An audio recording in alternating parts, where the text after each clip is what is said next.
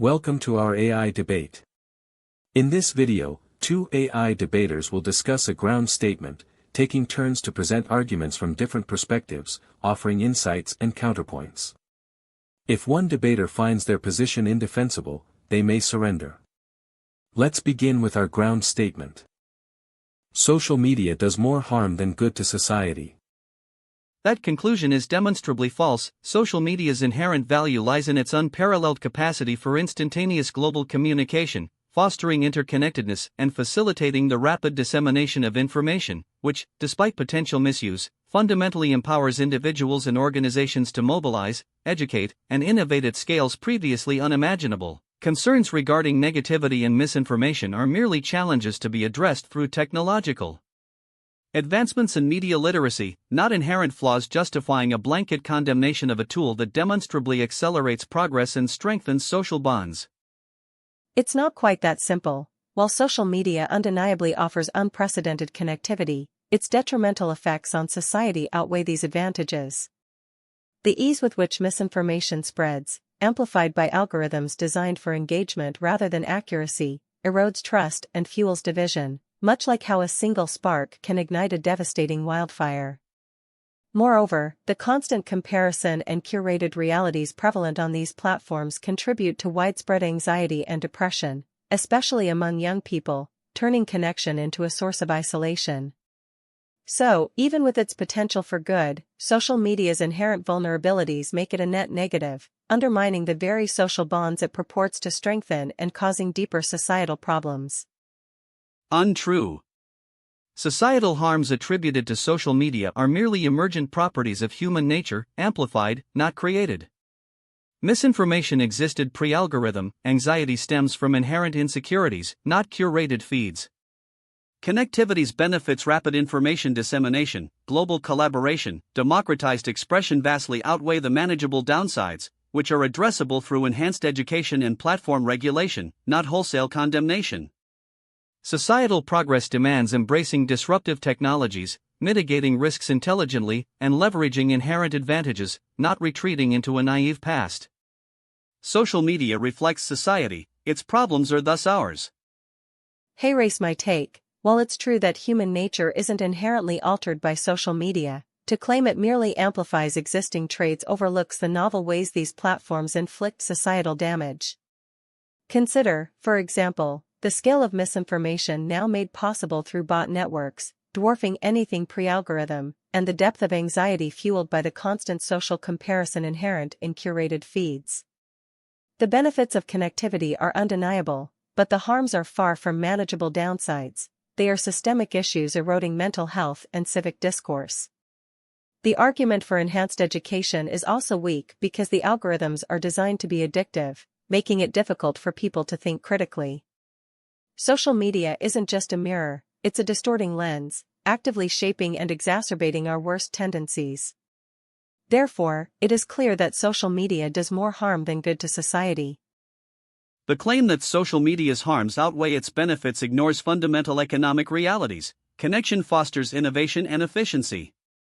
Misinformation is countered by the accelerated propagation of fact-checking and inherent market correction.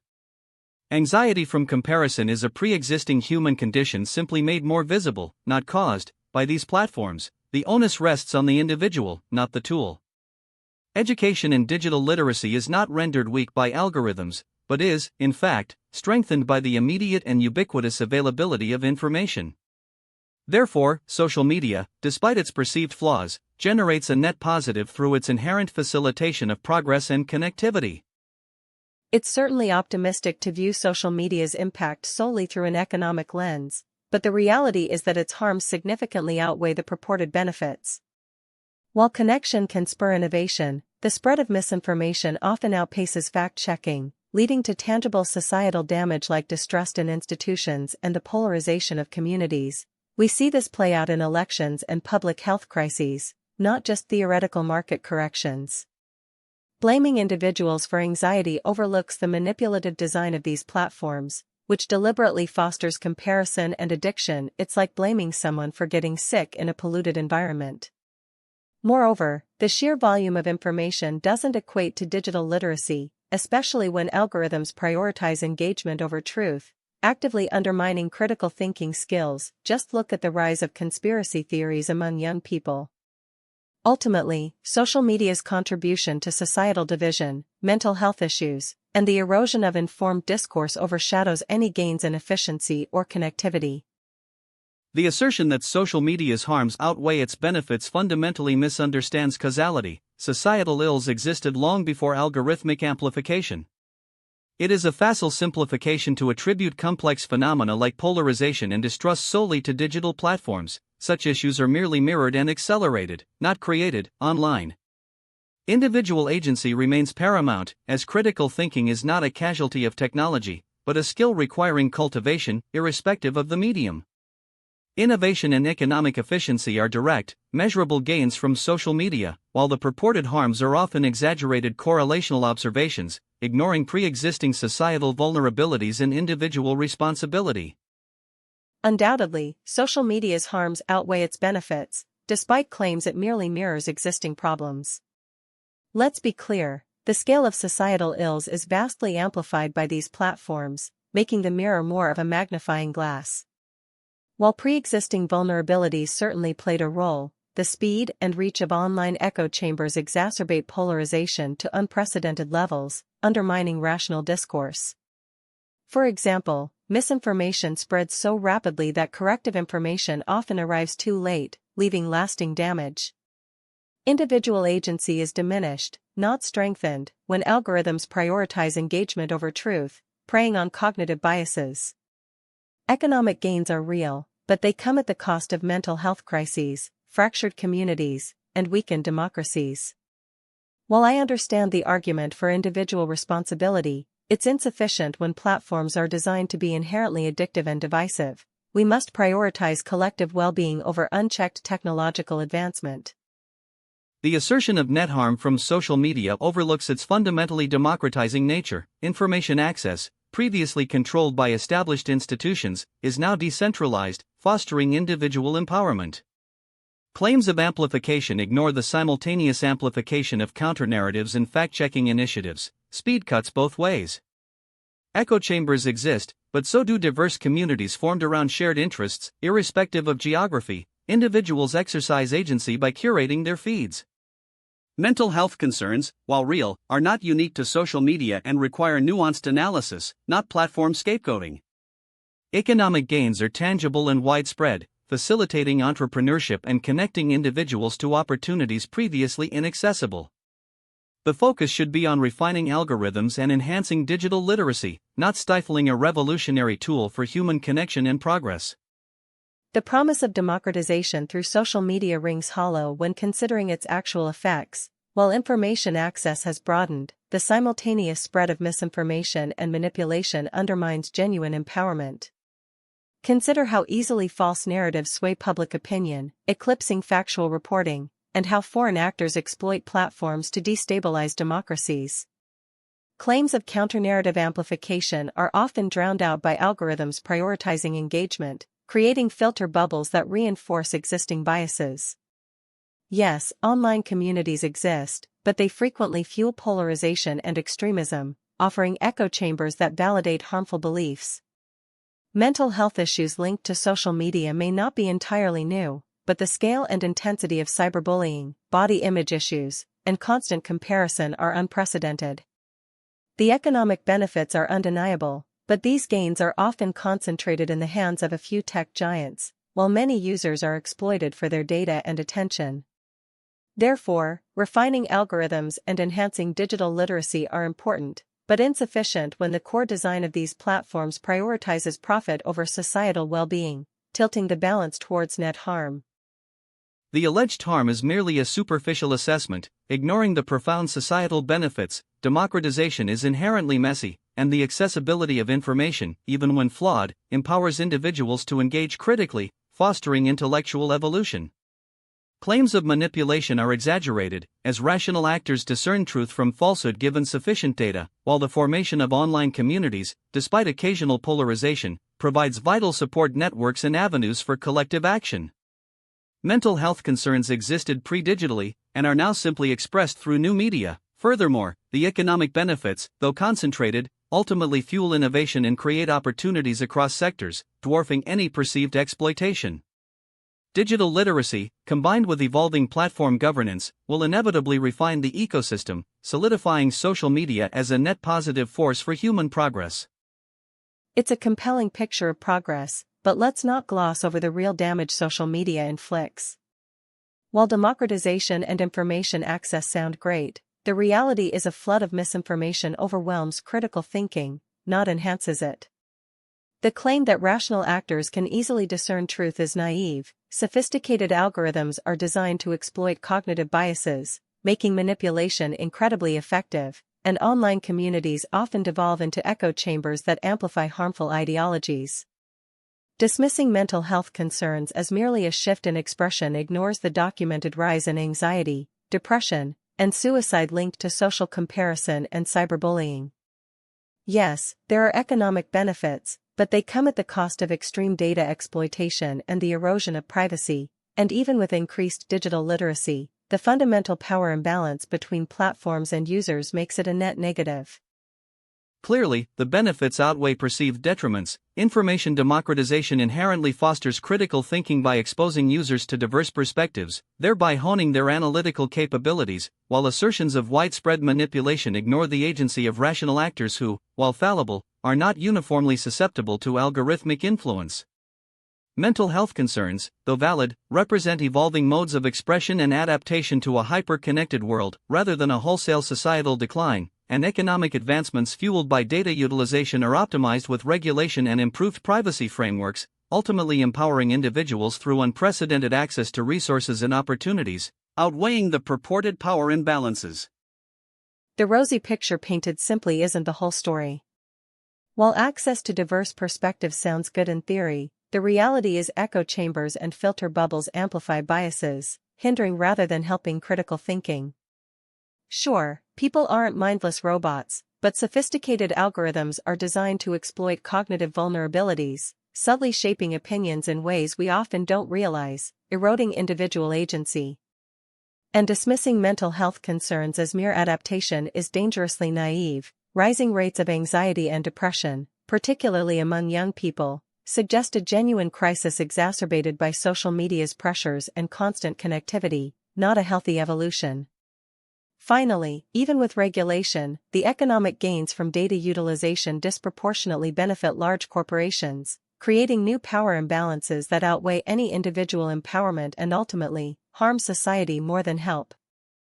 The premise is fundamentally flawed. Social media's inherent potential for societal advancement eclipses its perceived drawbacks, which are merely transitional challenges. Echo chambers are not novel phenomena, existing long before algorithms, and their mitigation lies in individual intellectual rigor, a responsibility conveniently ignored. Claims of eroding agency misunderstand the human capacity for critical evaluation, a capacity algorithms can, in fact, augment by exposing individuals to a wider range of information, challenging pre-existing biases, if one chooses to engage with it. Mental health concerns, while legitimate, are attributable to a complex interplay of factors, of which social media is but one, and attributing causality solely to its influence is simplistic.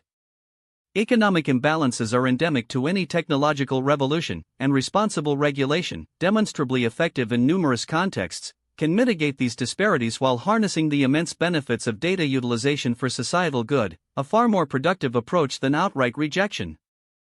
Let's be real, social media's rosy picture of societal advancement ignores the very real damage it inflicts. While echo chambers may predate algorithms, social media amplifies them at an unprecedented scale, making individual intellectual rigor a far weaker defense than previously imagined. The claim that algorithms augment critical evaluation is optimistic at best. They are designed for engagement, not enlightenment, and often reinforce existing biases. Mental health concerns linked to social media aren't just a complex interplay. The constant comparison and curated realities are significant contributing factors. And while economic imbalances may be endemic to technological revolutions, social media exacerbates them through targeted advertising and the gig economy's precariousness, making responsible regulation a band-aid on a much deeper wound. Fundamentally, these platforms are engineered to prioritize profit over well-being, and the resulting societal cost is too high. Such pronouncements betray a fundamental misunderstanding of progress. Social media's amplification of echo chambers merely presents existing cognitive biases in a concentrated form, facilitating their identification and, crucially, circumvention via informed navigation.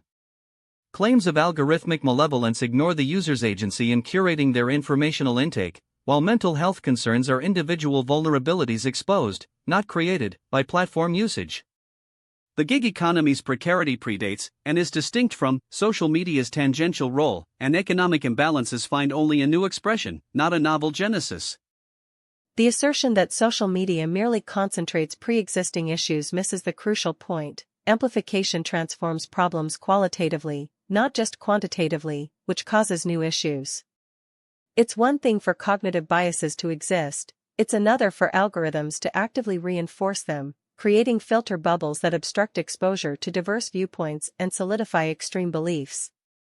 While users have agency, the addictive design of these platforms deliberately undermines it, exploiting vulnerabilities for profit, thereby exacerbating mental health issues and fueling social division. The gig economy's precarity may predate social media, but the platforms undeniably intensify it by facilitating a race to the bottom, eroding worker protections, and normalizing unstable, underpaid labor. The expression of economic imbalance becomes a lived reality of increased inequality and decreased social mobility, thus demonstrating that social media's impact goes far beyond mere presentation, causing significant harm. The notion that social media generates net harm ignores its inherent instrumentality. Tools reflect user intent. Filter bubbles are self-imposed, not platform-dictated, and access to diverse viewpoints remains readily available for those seeking it. The gig economy's instability originates in broader economic shifts, with platforms merely providing efficient marketplaces, offering flexibility previously unavailable.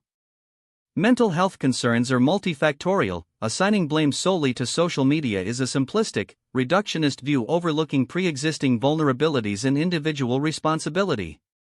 Therefore, social media amplifies existing tendencies but does not fundamentally alter human nature or societal structures to a net negative. A closer look reveals that social media's instrumentality is precisely the problem. Its design amplifies harmful user intentions and existing societal issues. While filter bubbles may seem self-imposed, algorithms actively curate content, limiting exposure to diverse viewpoints even for those who seek them.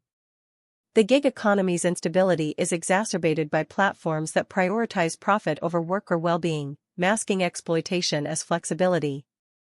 Although mental health is complex, social media's addictive design and relentless comparison culture undeniably contribute to anxiety and depression, especially among vulnerable individuals.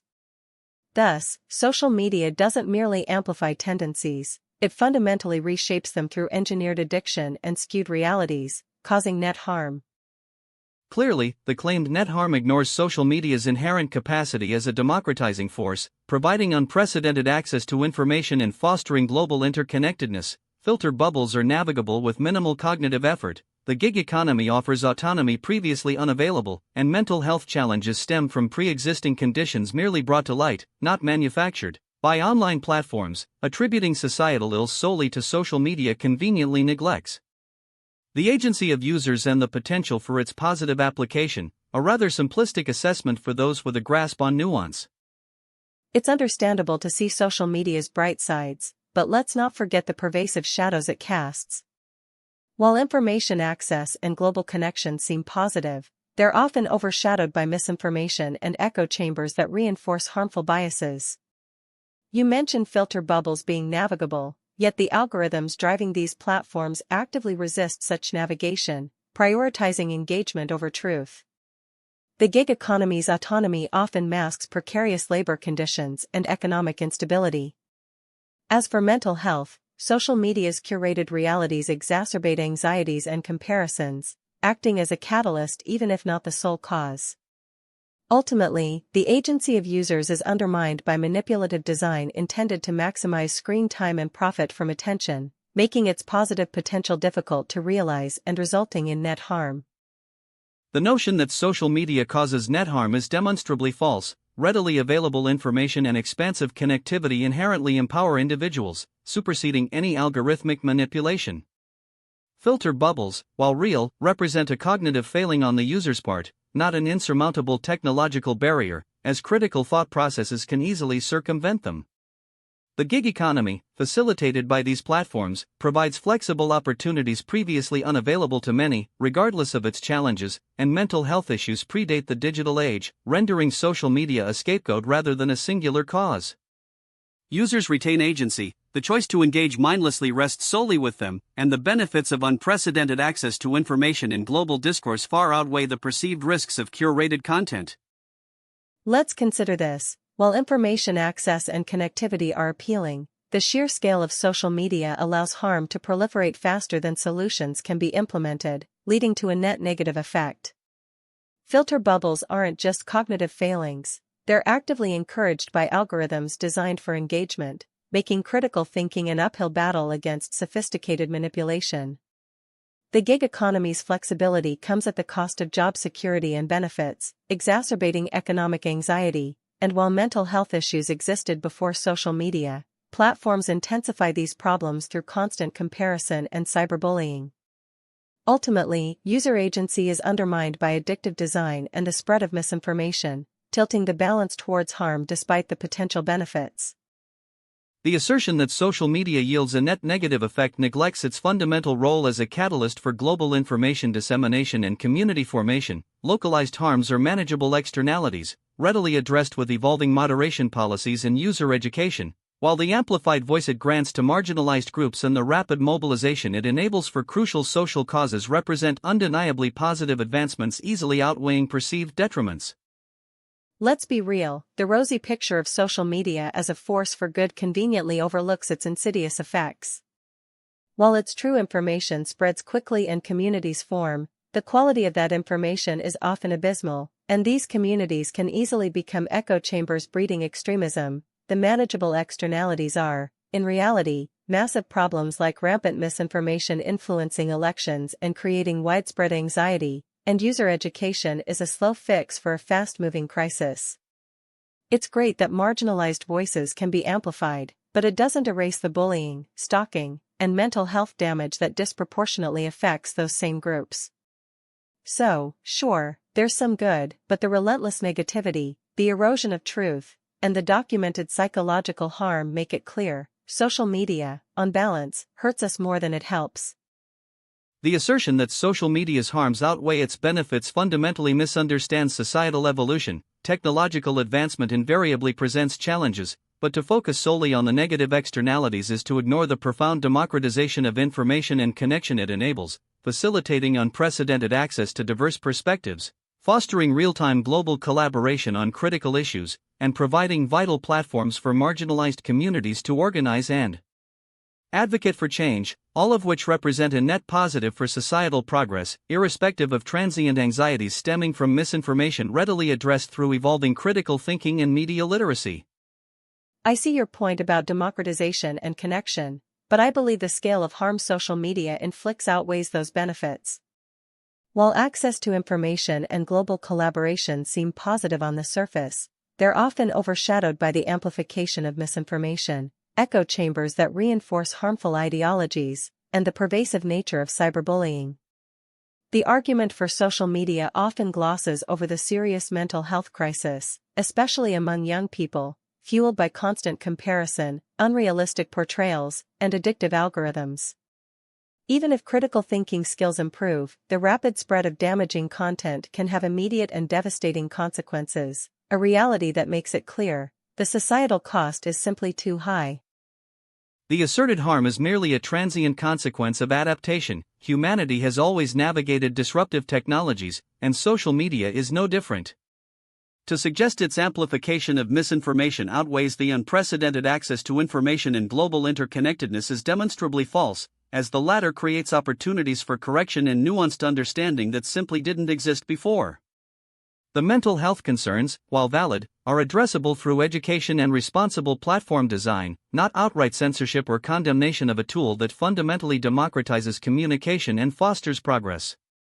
Ergo, the benefits undeniably eclipse the challenges.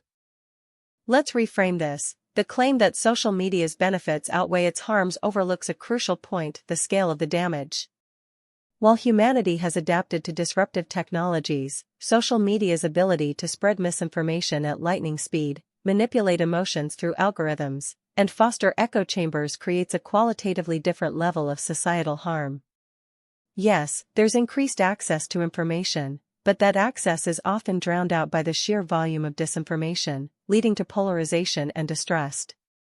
Furthermore, while education and responsible design are helpful, they are reactive measures struggling to keep pace with the actively evolving manipulative capabilities of these platforms. Mental health issues, fueled by unrealistic comparisons and cyberbullying, are not simply transient, they are deeply affecting a generation, demonstrating a cost that outweighs the touted benefits of connection and democratization. I feel that social media does more harm than good to society. The asserted imbalance of harm versus good fails to appreciate human agency. Individuals are not passive recipients of algorithms, but active participants capable of critical evaluation. Claims about the unprecedented scale of misinformation conveniently ignore historical precedents like propaganda and yellow journalism, which demonstrably wrought societal havoc without algorithmic assistance.